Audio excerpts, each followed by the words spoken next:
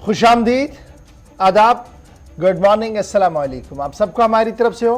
Programme आपने देखना शुरू कर दिया जी गुलिस्तान न्यूज़ पर, हमारा मॉर्निंग शो सलाम जे के, इस उम्मीद के साथ कि आप सही सलामत होंगे, अपने घर के अंदर होंगे, चाय की चुस्कियाँ ले रहे होंगे, दफ्तर और बाज़ार में जाने की तैयारियां भी कर रहे होंगे। इस बीच हम कोशिश करेंगे कि आपके सामने फटाफट से छोटी बड़ी खबरों का लेखा जोखा रखें, न सिर्फ जम्मू कश्मीर के हाल अहवाल से आपको रूबरू करवाएं, बल्कि मुल्क की सतह पर क्या कुछ चल रहा है, बैनुल-अक़वामी सतह पर क्या कुछ हो रहा है, इन सभी खबरों को लेकर हम 10 बजे तक आपके सामने रहेंगे इस मॉर्निंग शो में, इस उम्मीद के साथ कि टीवी पर आप हमें देख रहे हैं, लेकिन आप फटाफट से हमारे सोशल मीडिया प्लेटफॉर्म का भी इस्तेमाल करेंगे। यानी जब आप हमारे सोशल मीडिया प्लेटफॉर्म पर आएंगे, इसका मतलब आप हमारे फेसबुक पर आएंगे, इंस्टाग्राम पर आएंगे, यूट्यूब पर आएंगे, और साथ साथ हमारी ऑफिशियल वेबसाइट जो है www.gulistannews.in पर लाइक करेंगे, उसको शेयर करेंगे, उसको सब्सक्राइब करेंगे, ताकि आपको हर पल की खबर देखने को भी मिले, तजिया पढ़ने को मिले,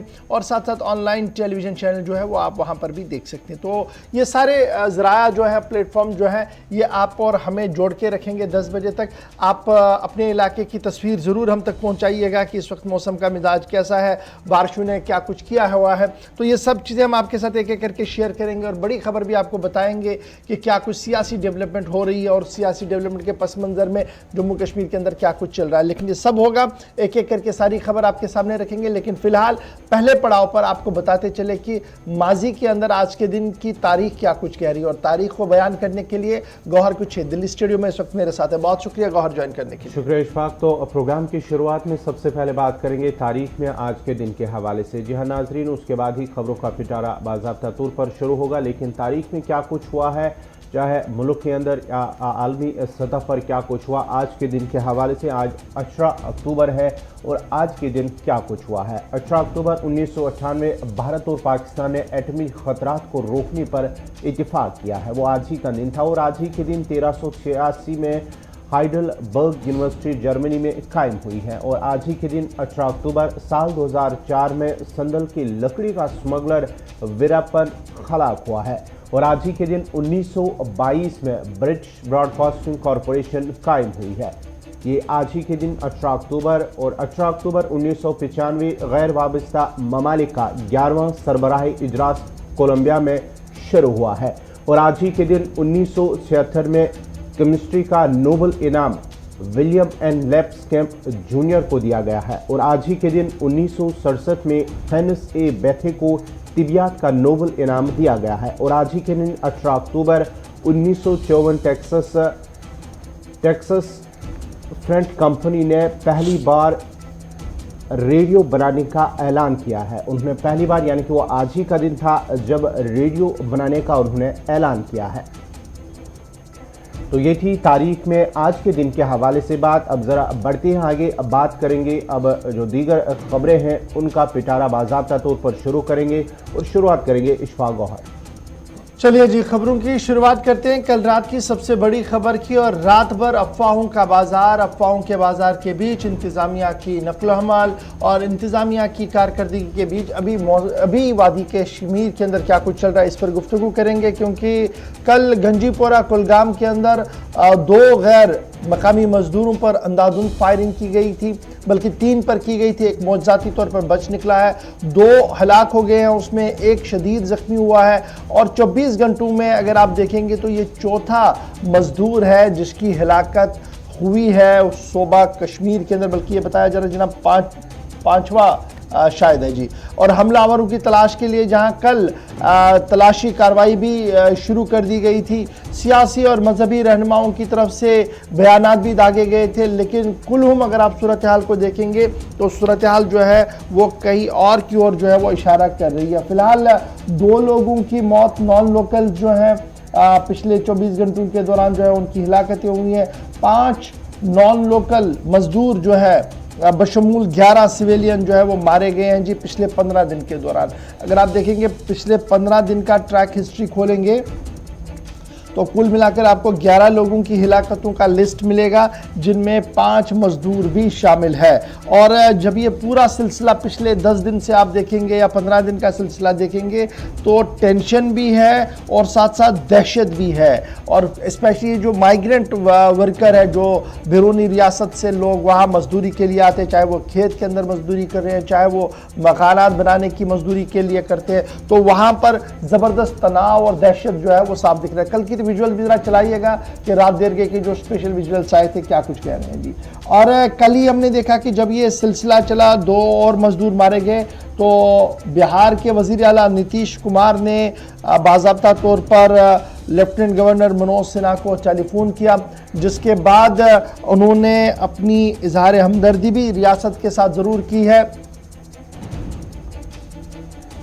जम्मू कश्मीर के अंदर जहां कल अगर हम बात करेंगे तो अनंतनाग के अंदर गंजीपुरा अनंतनाग के अंदर नॉन लोकल उस पर एक बार फिर हमला हुआ है। अगर हम ओवरऑल बात करेंगे तो गुज़िश्ता 2 हफ्तों के दौरान तकरीबन 5 जो गैर रियासती अफराद है बाशिंदों को उनको निशाना बनाया गया है, जिनमें से सबसे पहले बात करेंगे हम लाल बाजार इलाके में एक गैर रियासती छापरी बरूच उस पर हमला किया। और गुज़िश्ता रोज़ी और 24 घंटों की बात करेंगे तो श्रीनगर के अंदर ईदगाह श्रीनगर और साथ ही साथ लित्र पुलवामा के अंदर भी 2 गैर रियासती जो श्रीनगर और लित्र पुलवामा, और कल शाम अनंतनाग के अंदर गंजीपुरा अनंतनाग के अंदर 3 जो गैर रियासती बिहार के रहने वाले ये तीनों अफराद जिनको निशाना बनाया गया। और बताया जाता है, ज़राए का कहना है कि जो बंदूक बरदार है वो उनके घर में दाखिल हुए, उनको बाहर ले आए और बाहर उनके साथ पहले बातचीत की है, उसके बाद उन पर गोलियां चलाई, जिसके नतीजे में तीनों शदीद जख्मी हुए और जो 2 अफराद जांबा को वो जख्मों की ताब न लाते हुए अस्पताल में दम तोड़ बैठे। उसके बाद ही जो है जिन अजला में भी जो गैर रियासती बाशिंदे मुकीम हैं उनके अंदर कहीं ना कहीं डर और खौफ पैदा हुआ है। चाहे हम कुलगाम की बात करेंगे, जितने भी अजला के अंदर, उसके साथ साथ ही सिक्योरिटी को भी मजीद सख्त किया गया है वादी के अंदर। अगर बात करेंगे 2 हफ्तों के दौरान ये 5 ऐसे वाक़ात हैं जिनमें से 5 गैर रियासती जो बाशिंदे हैं उन्हें निशाना बनाया गया। चलिए जी, जब ये सारा मामला चल रहा था तो अफवाहों का बाजार भी बड़ा गर्म था और अफवाहों के बाजार के बीच एक ऑर्डर सर्कुलर जो है वो सामने आया, जो सोशल मीडिया पर अवामी राब्ता साइट पर दिखा। और उस ऑर्डर के अंदर ये कहा गया था सभी SSPs को और SPs को कि जनाब जितने भी गैर रियासती बाशिंदे आपके जुरिस्डिक्शन के अंदर है उन्हें माकूल सिक्योरिटी निज़ाम के तहत रखा जाए और उनकी मरदमशुमारी हो, ताकि मुस्तकबिल के अंदर इस तरीके की वारदातें ना हो। तकरीबन 1 घंटे तक वो ऑर्डर जो है वो वायरल होता रहा और ट्वीट रिट्वीट हुए और बड़े कौमी चैनल्स ने उस ऑर्डर का हवाला देते हुए कहा कि सिक्योरिटी को जनाब रिव्यू किया गया है और ये हालात जो है वो बन रहे हैं। लेकिन उसके फ़ौरन बाद रात देर गई IGP कश्मीर ने खबरसां इदारे के साथ बात करते हुए इस बात की तरदीद की कि कोई ऑर्डर उनके दफ्तर की तरफ से जारी किया गया था या इस तरीके का कोई सिक्योरिटी एडवाइजरी जो है वो जारी कर दी गई थी। एक तरफ से ऑर्डर सामने आया था, दूसरी तरफ से फिर IGP कश्मीर का बयान भी सामने आया। लेकिन बड़ी बात यह है कि काफ़ी वीडियोज़ और वायरल हो रहे हैं रात देर से, जहाँ पर या तो मकामी आबादी ने कुछ लोगों को पनाह दी थी अलग तरीके से, या कुछ सोशल NGOs की तरफ से कोशिश की गई कि एक जगह पर उन्हें रखा जाए। लेकिन बाय एंड लार्ज जब आप देखेंगे एक दहशत, एक खौफ का माहौल जो है वो कल रात से ही बना हुआ है। भाई शॉट कितने आपके पास क्यों एक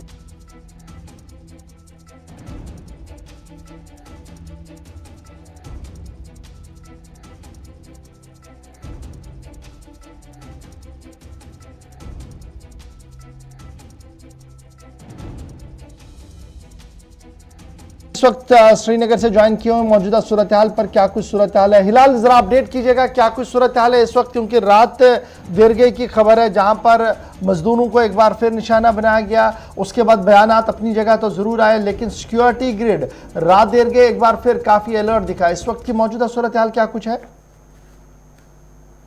देखिए गौहर, जब से कश्मीर के अंदर सिविलियन हलाकतों का सिलसिला शुरू है, या जब से उस पासवान को मारा गया जो श्रीनगर के लाल बाजार इलाके में गोलगप्पे बेच रहा था, उसके बाद ही सरकार ने अगरचे ऐलान किया था कि वो हाई अलर्ट पे है, हर जगह पर चौकसी बढ़ा दी गई है। लेकिन उसके बावजूद हम देख रहे हैं कि पे दर पे हलाकतें कश्मीर के अंदर हो रही हैं। न सिर्फ इतनी बल्कि कई एक जगहों से जो गैर रियासती मजदूर है अब वो अपने इलाकों की तरफ रुख करना शुरू कर चुके थे। मैं जिस इलाके में रहता हूँ यहाँ से भी मैं देखता हूँ कि मुझसे मुतअद्दिद जो गैर रियासती बाशिंदे हैं वो टिकट्स का मुझसे पूछ रहे थे, हालात का मुझसे पूछ रही थी। तो इस तरह से एक खौफ और हिरास का माहौल कश्मीर के अंदर पैदा हो गया है।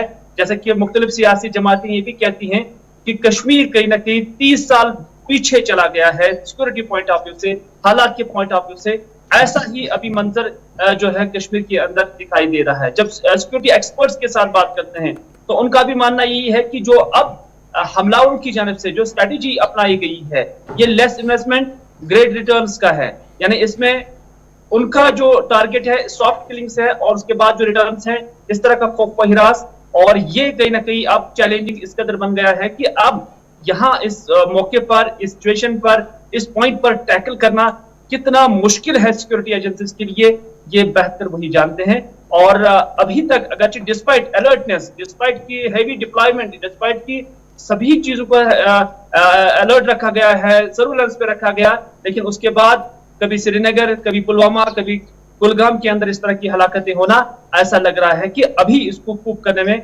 मुश्किलात बहुत आगे। ये बड़ी इंपॉर्टेंट बात है, क्योंकि हमें याद है कि आईजीपी कश्मीर जब श्रीनगर के अंदर परसों जब लेफ्टिनेंट गवर्नर साहब इफ्तिताई तकरीब वहां पर कर रहे थे, उसके हाशिए पर आईजीपी कश्मीर ने कहा कि देखिए ये जो सॉफ्ट टारगेट्स हैं इनको सिक्योरिटी प्रोवाइड करना हर एक के लिए ये नामुमकिन है और मिलिटेंट हमेशा सॉफ्ट टारगेट को चुनता है, लेकिन फिर भी हमारी जो कोशिश है जी हम प्रोफेशनल हैं और एक प्रोफेशनलिज्म का सबूत हम दे रहे हैं बार बार और इस बार भी हम उसको देके रहेंगे और ये सारा नेटवर्क जो है वो बेनकाब होगा। तो कहीं ना कहीं क्या ये माना जाए कि सिक्योरिटी कवर हर एक को प्रोवाइड करना मुश्किल भी है, नामुमकिन भी है, लेकिन ये जो टारगेट किलिंग हो रही है इससे दहशत आम कश्मीरी के दिल पर भी बैठ चुका है, क्योंकि अभी जो हम सुन रहे हैं, अभी जो हम यहाँ दिल्ली के अंदर पढ़ रहे हैं और देख रहे हैं वो ये साफ दिख रहा है कि जनाब कोई भी लबकुशाई के लिए तैयार नहीं। देखिए कोई शक नहीं है, जैसा कि मैं पिछले कुछ दिनों से लगातार भी हम ये कहते आई हैं कि अब ये जो किलिंग्स हो रही हैं ये इसको सिलेक्टिव ना समझा जाए, इसे ये ना समझा जाए कि ये किसी पर्टिकुलर कम्युनिटी के खिलाफ है, इसे ये नहीं समझा जाए कि सिर्फ गैर रियासतों के ऊपर तलवार लटकती है, बल्कि हर कोई कश्मीरी इंडिविजुअल अभी खौफ हिरास के माहौल से जूझ रहा है। हर किसी को यही पता जी कलकत्ता वापसी हो पाएगी नहीं हो पाएगी, तो वैसी ही सिचुएशन अभी कश्मीर के अंदर है। बहुत सारे लोग ऐसे ही हैं कि जो जान हथेली पे लेकर निकले हैं। कुल मिलाकर यही है कि सिचुएशन काफी टेंस है, लेकिन उसके बावजूद लोग जी रहे हैं और ये जीना इंसान की जरूरत भी है, मजबूरी भी है, क्योंकि अब जिस सिनेरियो में हम अब चले गए हैं इससे कैसे निकल जाए, इसमें मुझे लगता है कि एक्सपर्ट्स ही बेहतर बता सकते हैं। सिक्योरिटी और उसके साथ साथ जो हुकूमती जिम्मेदार है वही इस पर बेहतर बता सकते हैं। फिलहाल ये भी खबरें आ रही है कि जब ये वाक़ा हुआ है, कल हमने देखा है और इससे पहले भी देखा है, तो इसके बाद ही जो गैर मकामी अफराद हैं या मजदूर हैं जो काम कर रहे हैं कश्मीर में, उनका वापस अपने आबाई इलाकों की तरफ जाना भी शुरू हो चुका है। इस हवाले से क्या कुछ तफसीलात हैं ग्राउंड पर? देखिए गौहर, जैसा कि मैंने पहले ही कहा कि अब ये शुरू हो चुका है। हालांकि बहुत जगह पर ऐसे भी हैं मजदूर जो कहते हैं कि नहीं हम काम करेंगे, लेकिन इसमें भी कोई शक नहीं है कि बहुत सारे ऐसे मजदूर हैं जो जाना शुरू हो गए हैं, बल्कि कल से ही निकल चुके हैं, आज भी बहुत सारे निकल रहे हैं। तो इस तरह से ये सिलसिला लगातार कश्मीर के अंदर जारी है और अगर यही सिनेरियो रहा तो आपके सारे डेवलपमेंटल काम जो है कश्मीर के अंदर वो ऐसे ही रहेंगे, क्योंकि कश्मीर अब मजदूर, गैर रियासती मजदूरों पर डिपेंडेंट हो चुका है। और अगर यहाँ से ये मजदूर वापस चले गए तो उसके बाद यहाँ के जितने भी तरक्याती मंसूबे हैं उस पर भी कार्य जरब लग सकता है, उस पर भी काम रुक सकते हैं। बहुत शुक्रिया जी हिलाल हमारे साथ ज्वाइन करने के लिए। और खबर रसा इदारों के मुताबिक जनाब रवां साल के दौरान जो डाटा कलेक्ट किया गया है 32 किलिंग्स हुई हैं, जिनमें 5 जो है वो माइनॉरिटी कम्युनिटी के हैं जो जम्मू कश्मीर के रहने वाले हैं, 6 जो है वो नॉन लोकल्स हैं यानी जो पिछले कई दिनों से हम देख रहे हैं, और कुल मिलाकर बाकी मानदा जो है वो वादी कश्मीर के रहने वाले लोग हैं। तो इस तरीके से जो हिलाल बता रहे थे कि जनाब टारगेट किलिंग तो ज़रूर है, एक सिलेक्टिव किलिंग हो रही है, लेकिन इस किलिंग के पस मंज़र में जब आप देखेंगे तो यहाँ पर मजहब की कोई बैरियर नहीं है, हर एक को मारा जा रहा है जो भी सॉफ्ट टारगेट के दायरे में मिलिटेंटों की हद में आता है। तो फिलहाल बड़ी खबर यह कि इंटेलिजेंस इदारों और जो पुलिस ज़राया है वो हमें लगातार ये बता रहे हैं कि जनाब हसास मकामात पर सिक्योरिटी डिप्लॉयमेंट और बढ़ा दी गई है, और उसके साथ साथ पुलिस को कई अहम दस्तावेज़ात भी कुछ जगहों से मिले हैं। छापामारी के दौरान कुछ चीज़ें और भी डेवलपमेंट लीड्स जो है वो मिल रही है, और सब चीज़ों को कल्ब किया जा रहा है, और बहुत जल्द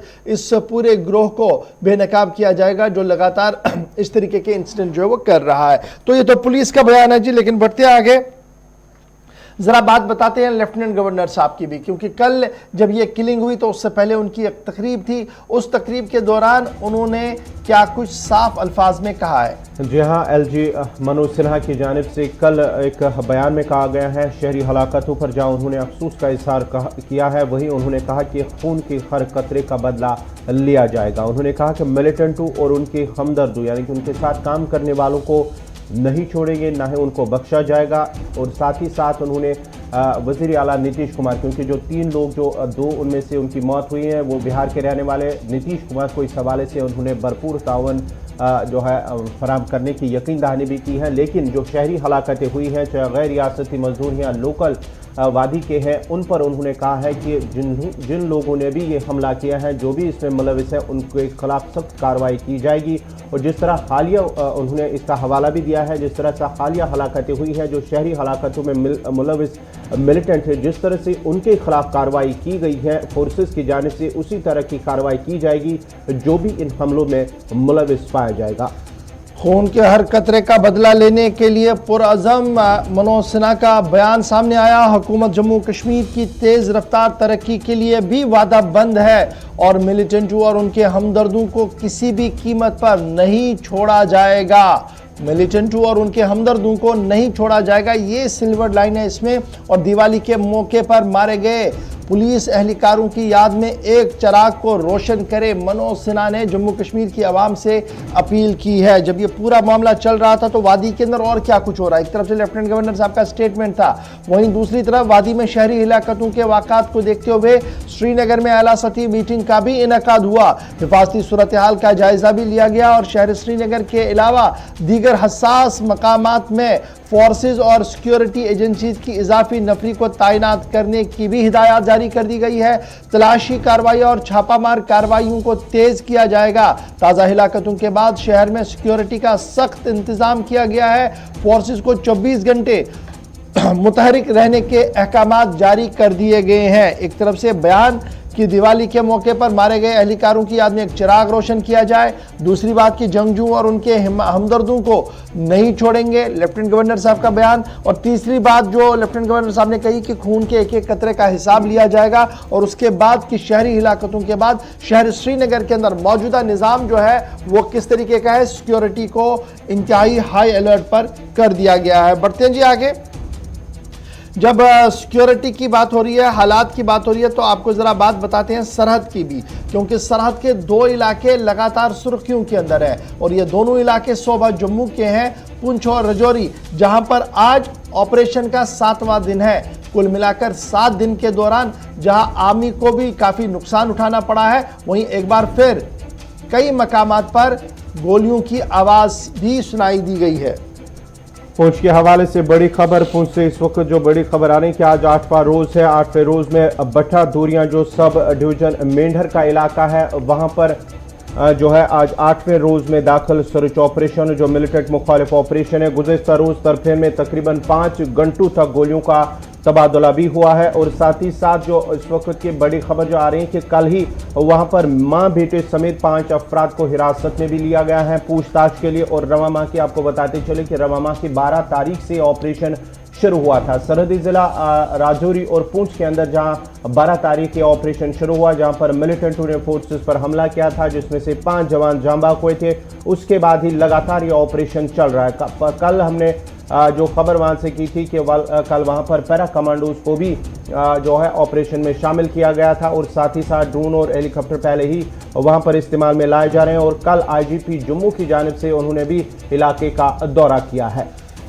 आज 7वां दिन है, और 7वें दिन के मौके पर भी ऑपरेशन अभी जारी है, यानी आज सुबह भी तलाशी कार्रवाई जारी है। रात देर गए गोलियों की आवाज़ एक बार फिर सुना दी गई थी। तस्वीरें भी जरा चलाइएगा ऑपरेशन के, पुंछ ऑपरेशन के। और उसके साथ साथ आज भी जो हाईवे है, जम्मू रजौरी हाईवे, जो थन्ना मंडी और मेंढर की ओर जाता है, उसको मुकफ्फल कर दिया गया, बंद कर दिया गया, सील कर दिया गया है जी। और उसके साथ साथ ऑपरेशन, आपको याद होगा कि इस हफ्ते के दौरान 3 मकामात पर जो है वो आमना सामना हुआ था फौज और मिलिटेंट्स का, लेकिन हर आमने सामने के बाद मिलिटेंट वहां से फरार भी हुए। लेकिन अब यही वजह है कि एक वसी इलाके को, पुंछ रजौरी का एक बहुत बड़ा इलाका है जिसको सील किया गया है, और आज 7वें दिन में यह ऑपरेशन लगातार जारी है।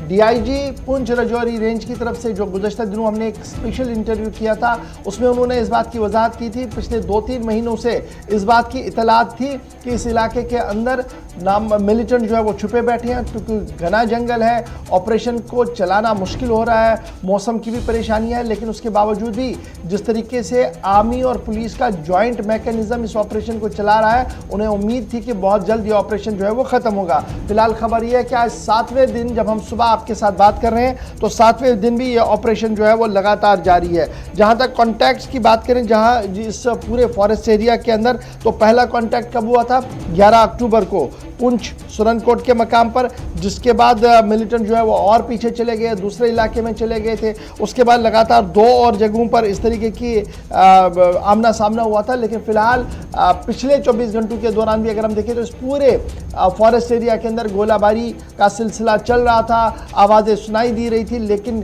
फिलहाल जो कल खबर आई थी कि एक मिलिटेंट मारा गया, उसकी तस्दीक तो नहीं हो पाई, लेकिन 3 लोगों की गिरफ्तारी हुई है। और ये 3 लोगों की गिरफ्तारी इसलिए हुई है कि माना जा रहा है कि उन्होंने कुछ लॉजिस्टिक सपोर्ट जो है वो मिलिटेंटों को दिया होगा, यानी खाना पीना दिया होगा, क्योंकि 7 दिन से अंदर जंगल के अंदर रहे हैं, तो खा क्या रहे हैं, पी क्या रहे हैं, कैसे चल रहा है। एक बड़ा सवाल ये भी है जिस पर अपने तरीके से एजेंसियां काम कर रही है। लेकिन इन से जो पूछताछ हो रही है, माँ बेटे और उनके अहल खाना से जो पूछताछ हो रही है, वो इसी कॉन्टेक्स्ट में है कि क्या उन्होंने आज खुद वॉलंटरी सामने आकर उनकी मदद की, या बंदूक के साए तले उन्हें ये काम करना पड़ा। इसकी थोड़ी देर में ये पूरी वजाहत जो है वो सामने आएगी। लेकिन फिलहाल पूछताछ जो है वो वहाँ पर चल रही है, और कुल मिलाकर अभी ये एनकाउंटर जो है, ये ऑपरेशन जो है, ये अब 7वें दिन में चला गया। आज डे 7 है जब ये ऑपरेशन पुंछ के अंदर चल रहा है। बढ़ते हैं जी आगे, बात जरा पॉलिटिकल स्टेटमेंट्स की करते हैं, क्योंकि 2 बयान सामने आए हैं और 2 बड़ी पार्टियों के बयान है। एक तरफ से बीजेपी का बयान है और उसका काउंटर जो है वो कांग्रेस की तरफ से किया गया है। जम्मू कश्मीर के हालात पर राम माधव का बयान सामने आया है और बीजेपी लीडर राम माधव ने कहा कि जम्मू कश्मीर के हालात अब इंतहाई बेहतर हो रहे हैं, और जहां पहले अमन को मैनेज करने की कोशिशें हो रही थी, अब अमन के साथ साथ तरक्की को यकीनी बनाने और मुस्तकबिल के अंदर तरक्की और अमन साथ साथ रहे, इसकी जमानत बीजेपी के दौरे इख्तिदार में ही मिली है।